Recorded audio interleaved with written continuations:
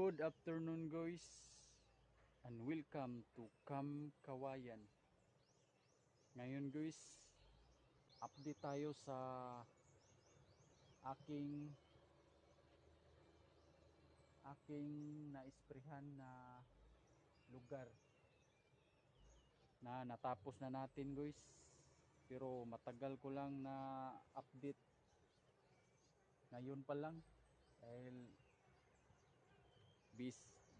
busy ako sa ibang trabaho guys ba. Pero ngayon update tayo ngayon. Ito na ngayon ang inisprehan ko. Sinunog na natin pero hindi nasunog lahat. Hindi nasunog lahat guys dahil dito natira. Hindi nasunog dito dahil nahuli ang pagsunog ko dito dahil takot tayo baka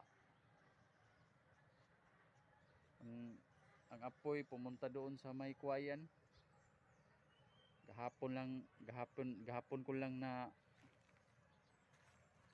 sinunog, pero dito mayroon pa rin natira mga damo. Hindi nasunog lahat, pero ang nasusunog na doon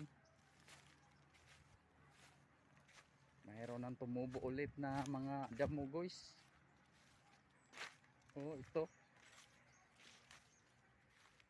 mayroon nang tumubo ulit. Oh, laki-laki ito, pero dami ng damo na tumubo. Problema naman to ulit. Maghanap na naman tayo ng pambili ng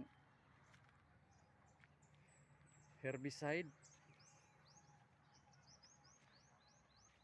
Doon yung tinaniman ko ng okra, yung kalahati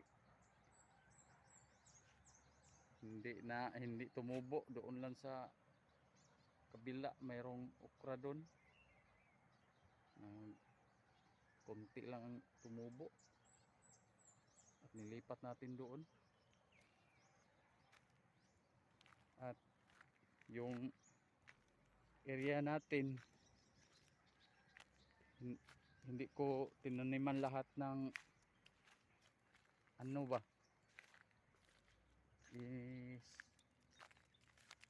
i-separate ko guys. Tinaniman ko ng saging guys ba, pero ang pagitan is malayo lang, parang 12 meters dito. Yung mga poste oh,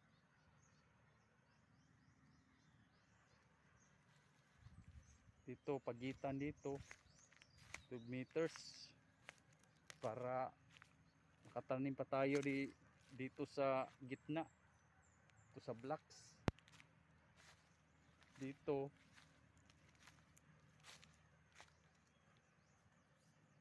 Hanggang dito 12 meters doon para